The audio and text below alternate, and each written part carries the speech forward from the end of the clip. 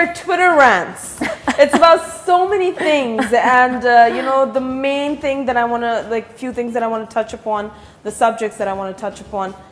You being single, independent after being divorced. How has life been? Because this is something very sensitive. A lot of people don't want to talk about it. It's a taboo subject for some people. But I am so glad that you're so open about it and you talk about it. How did you deal with it? Because you were at the peak of your career as a stylist and everything happened. How did you keep yourself sane, intact, working, doing everything, being single? You did? I did.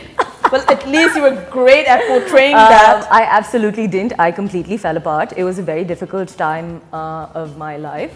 And so, like you mentioned, I was at the peak of my career at that point in time, and you realize that if you're not doing well mentally, nothing else will work out. Yeah, absolutely. So I'd be unable to like get out of bed. I was extremely depressed, like clinically depressed. I had to go on medication eventually because even with therapy, you know, I wasn't able to pull myself out of everything that, you know, I felt like that was troubling me. And I'm really grateful to my therapist. I'm really grateful to my friends, to my family, because they really stuck by me. They stuck around, understood that, you know, my behavior was going to be erratic. I was going to be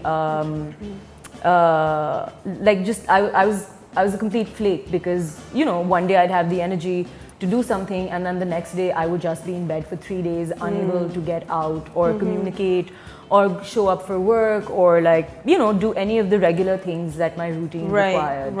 And so it was a long process, but, you know, glad to be sitting here. Glad to have you over here.